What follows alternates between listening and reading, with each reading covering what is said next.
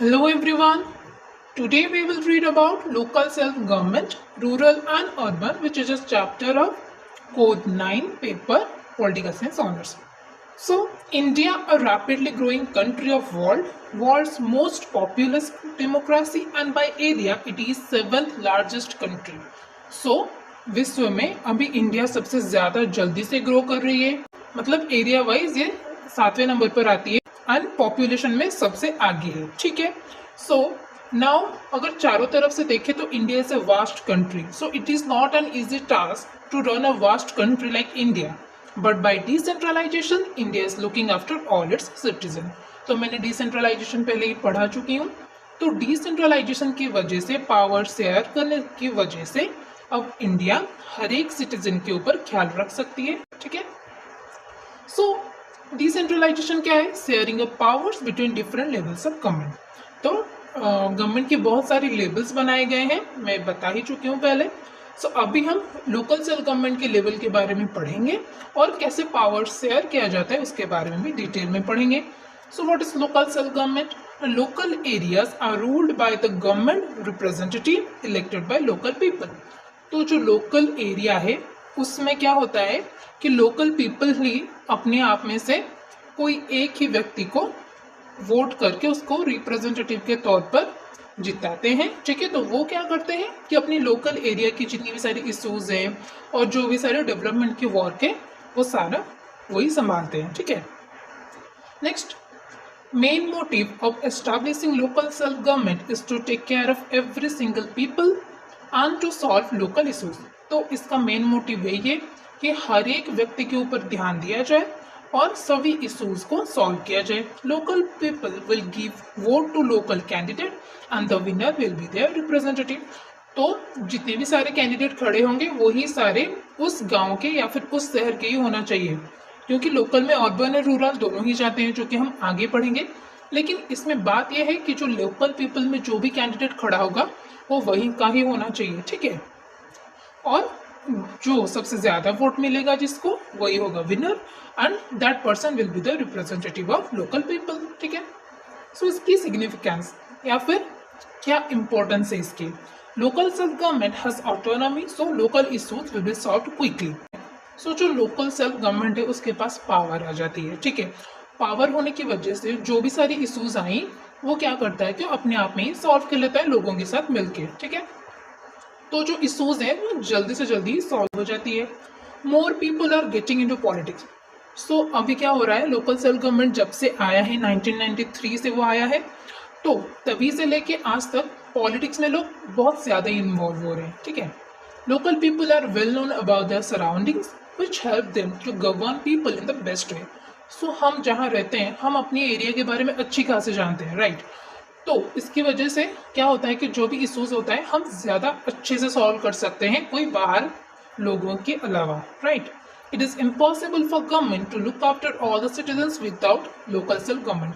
अगर local self government नहीं होती तो जो चीफ मिनिस्टर हैं या फिर जो प्राइम मिनिस्टर हैं, क्या वो आके हर एक व्यक्ति के पास पहुंच सकते थे? नहीं. But due to local self government now government is helping every single person. ठीक है. It reduce the heavy responsibilities of central and state government. वो जितनी सारी रिस्पॉन्सिबिलिटी है, जितने सारे काम है, वो क्या करती है कि शेयर कर देती है हर लेवल पे, सो दैट कि जो सेंट्रल एंड स्टेट लेवल के काम है वो अच्छे से हो जाती है एंड जो रिस्पॉन्सिबिलिटी वो बहुत सारी घट भी गई है. ठीक है. बहुत कम हो गई है. It strengthen democracy in India. और ये डेमोक्रेसी को स्ट्रेंथन कर रही है क्योंकि नीचे से लेकर ऊपर तक हर एक पर्सन इलेक्टेड है. That's why democracy is going very well in India.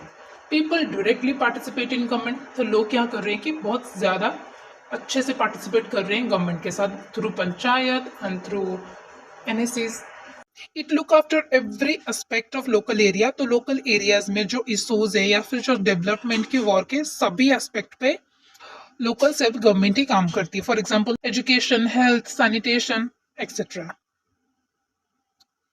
It is also called as grass root level government क्योंकि ये गवर्नमेंट सीधा ग्राउंड जीरो पे कनेक्ट करती है. That's why it is grass root level government. Local self government is the governmental body made by local people which provide service to citizens and address their concern at grassroots level. तो local self government क्या है? ये एक government body है जो कि local लोगों के द्वारा ही बनाया गया है और वो लोगों को सर्विस प्रोवाइड करती है, उनकी सेवा करती है एंड जो भी उनकी प्रॉब्लम्स है वो सॉल्व करती है, right? It was established in India by introducing 73rd and 74th Amendment Acts in Parliament, and in 1992 bill passed by Parliament and it came into force in 1993. Okay. So ये बताया जाता है कि 1989 में ही पहले से ये सुझाव लाया गया था और धीरे धीरे करके 1992 में ये बिल पास हो गया. ओके. एंड ये काम कब से करने लगा ना? 1993 से. So 73rd Amendment is about rural local government and 74th Amendment is about urban local government. जो गांव की शासन व्यवस्था है वो है रूरल लोकल गवर्नमेंट एंड जो शहर की शासन व्यवस्था है वो है urban local government. Local self government is divided into two parts, rural local self government and second is urban local self government. तो जो लोकल सेल्फ गवर्नमेंट हम पढ़ रहे हैं उसको दो भागों में विभक्त किया गया है. First one is rural local self government and second one is urban local self government. Rural है गांव वाला एंड अर्बन है शहरों वाला. ठीक है. सो व्हाट इज रूरल? अभी ये तो समझना चाहिए ना कि रूरल क्या है. A small area situated for away from towns and cities with very low population, simply the village area. तो एक इलाका है जो कि शहरों से बहुत ही दूर है एंड उसकी पॉपुलेशन मीन्स जो लोग वहां पे रहते हैं उनकी संख्या भी बहुत ही कम है. Specially the village area means गांव को कहा जाता है रूरल. अर्बन क्या है? The area of cities and large towns with large population and speedily developed area. तो ये एक एरिया है जो कि टाउन है, जैसे हमारा शहर होता है ना वही होता है अर्बन, जहाँ पे कि लोग ज्यादा रहते हैं और डेवलपमेंट भी वहाँ जल्दी होता है. सो फर्स्ट वन आज हम सिर्फ रूरल लोकल सेल्फ गवर्नमेंट पढ़ेंगे और नेक्स्ट एक वीडियो आएगा जिसमें कि अर्बन लोकल सेल्फ गवर्नमेंट पढ़ेंगे. ठीक है. तो first one is rural local self government. Popularly it is known as Panchayati Raj system, जिसमें कि महात्मा गांधी जी का बहुत ही बड़ा हाथ है, right? It is the first level of government and panchayati raj is a 3 tiered system. So ये फर्स्ट लेवल ऑफ गवर्नमेंट है, means सबसे नीचे वाला लेवल जो है वो है panchayat raj level which connect people to government.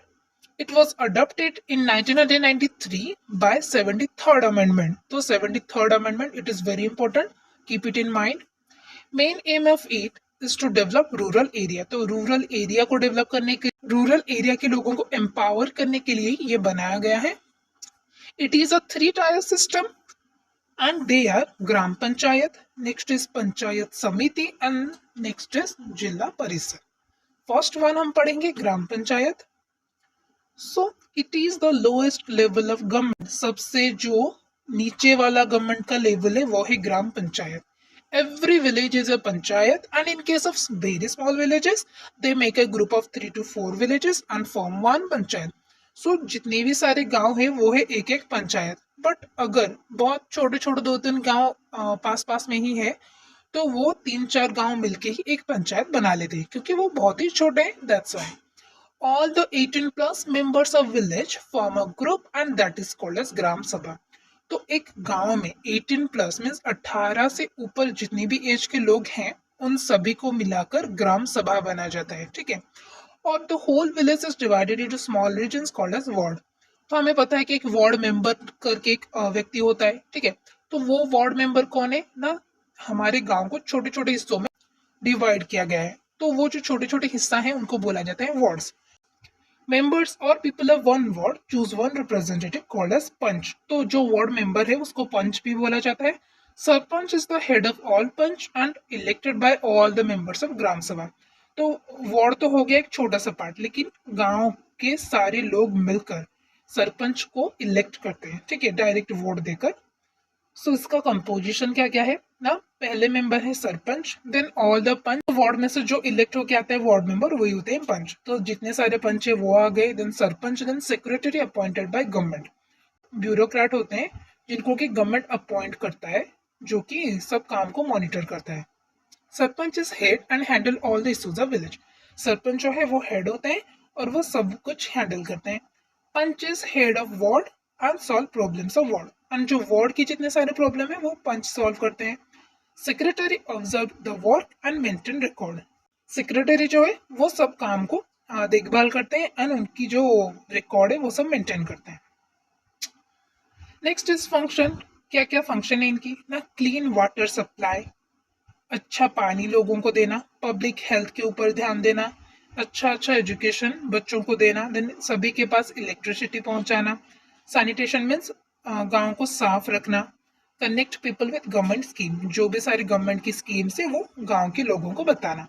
Population कितनी होती है गांव की, अराउंड 5000 और उससे ज्यादा, ठीक है। Panchayat Raj system is direct democracy, तो ये डायरेक्ट डेमोक्रेसी है, मीन्स लोग डिसीजन मेकिंग प्रोसेस में सीधे सीधे जाकर हिस्सा लेते हैं, ठीक है। पंचायत और gram panchayat is the village level government, members are elected for 5 years, तो जो भी सरपंच है पंच है वो सारे 5 साल के लिए इलेक्ट होते हैं, देन दूसरी बार इलेक्शन किया जाता है। So the next one is panchayat समिति. It is also called as block panchayat. It is a block level government. तो इसको ब्लॉक पंचायत भी कहा जाता है और ये लेवल के कहाँ का है, ब्लॉक लेवल का। It is called as panchayat of panchayat. क्यों ऐसा कहा गया है, क्योंकि जितने भी 5, 6, 7, 8 या फिर 10, 12 पंचायत को लेकर एक पंचायत समिति किया जाता है, ठीक है। Few gram panchayat group together and form panchayat samiti. It took all the plans of panchayat and allocate the fund. तो ये पंचायतों की देखभाल करता है और गवर्नमेंट को पंचायत के साथ कनेक्ट करता है। It convey government schemes and messages to panchayat. So ऊपर लेवल से जो भी सारे मैसेजेस हैं, जो स्कीम्स आ रहे हैं, वो पंचायत या फिर सरपंच को बताता है, ठीक है। It manage activities of panchayat from block. तो पंचायत की जो भी सारी एक्टिविटी है, सो जो भी सारी पंचायत की एक्टिविटी है ब्लॉक से रहकर वो उसे संभालता है। कंपोजिशन क्या है इसकी ना, सभी जितने सरपंच है सब गांव की वो, देन उन्हीं सरपंच में से एक को बनाया जाता है प्रधान या फिर ब्लॉक प्रमुख, जो कि हेड होते हैं पंचायत समिति के। नेक्स्ट उस एरिया के MLA and MP and then block development officer. Block pramukh is elected by people among all sarpanch. BTO maintain record and implement the decision made by Panchayat Samiti. जो भी सॉल्व किया गया या फिर जो भी सोल्यूशन निकली या फिर जो भी पॉलिसीज आई उनको इम्प्लीमेंट करेंगे ब्लॉक डेवलपमेंट ऑफिसर। और इसकी फंक्शन क्या है पंचायत समिति की ना, गिव इंस्ट्रक्शन टू सरपंच और गाइड करते हैं ये सरपंच को, कन्वे पॉलिसीज टू पंचायत, जो भी सर मैसेज या पॉलिसीज आते हैं वो पंचायत को देना। Look after the growth of gram panchayat की ग्रोथ कैसे हो, डेवलपमेंट कैसे हो, उसको देखभाल करना या फिर केयर करना। Next is Zila Parishad. This is the district level government of Panchayat Raj system. It is also otherwise known as Zila Panchayat, district council या फिर डिस्ट्रिक्ट पंचायत या फिर जिला प्रजा परिषद। Head of Zila Parishad is an elected person and called as president और अध्यक्ष। तो जैसे पंचायत समिति में एक प्रमुख या फिर प्रधान को रखा गया था, वैसे ही जिला परिषद में भी एक व्यक्ति होता है जो कि सभी का हेड होता है and that person is the president, otherwise known as adhyaksh. It connect government with panchayat. ये गवर्नमेंट को पंचायत समिति या फिर पंचायत के साथ कनेक्ट करता है। टेन्योर कितना है, मीन्स काम ये करता है 5 साल तक, फिर दोबारा इलेक्शन होता है। It is the sum of all Panchayat Samiti in a district. एक डिस्ट्रिक्ट में जितनी भी सारे पंचायत समिति हैं उनको मिलाकर बनता है जिला परिषद। So simple. कंपोजिशन क्या क्या है ना, चेयरमैन ऑफ ऑल कंपोजिशन क्या है ना, चेयरमैन ऑफ ऑल पंचायत समिति, सभी पंचायत समिति की जो हेड है प्रमुख वो आते हैं। फिर जिला परिषद की जो हेड होते हैं प्रेसिडेंट या फिर अध्यक्ष वो आते हैं, और 1 चीफ एग्जीक्यूटिव ऑफिसर या जो कि डिस्ट्रिक्ट मजिस्ट्रेट भी होते हैं उस डिस्ट्रिक्ट की, या फिर एक स्टेट लेवल के ऑफिसर या फिर आईएएस को इधर अपॉइंट किया जाता है, ठीक है। जो भी होते हैं वो आकर इधर चीफ एग्जीक्यूटिव ऑफिसर की पोजीशन लेते हैं। देन एमपी या फिर member of parliament, then member of legislative assembly उसी डिस्ट्रिक्ट की, ठीक है। और उसकी फंक्शन क्या क्या है ना, कन्वे मैसेजेस टू पंचायत समिति। पंचायत समिति को ये ऊपर लेवल से जो भी सारे स्कीम्स आते हैं, जो भी पॉलिसीज आते हैं या फिर जो मैसेज आ गए उनको कन्वे करते हैं। कनेक्ट गवर्नमेंट विद पंचायत समिति, पंचायत समिति के साथ गवर्नमेंट को कनेक्ट करता है, फिर पंचायत समिति पंचायत से कनेक्ट करता है। Guide all panchayat and panchayat samiti, ठीक है, सभी को गाइड भी करता है। Settle disputes between panchayat and panchayat samitis. तो पंचायत और फिर पंचायत समिति के बीच में अगर कुछ ऐसे प्रॉब्लम्स हो गया, फिर झगड़ा वगड़ा हो गया, तो ये सेटल भी करते हैं। डिसाइड बजट्स फॉर पंचायत, और फॉर एग्जाम्पल पंचायत में कुछ बनाना है, जिला परिषद उससे डिसाइड करता है कि नहीं इतनी ही बजट चाहिए तुमको, तुम इतनी ही लो, ठीक है। Then distribute funds to Panchayat Samiti and ग्राम पंचायत, और तब जब ऊपर से पैसा आ जाता है तो वो इसको डिस्ट्रीब्यूट भी करते हैं। Thanks for today.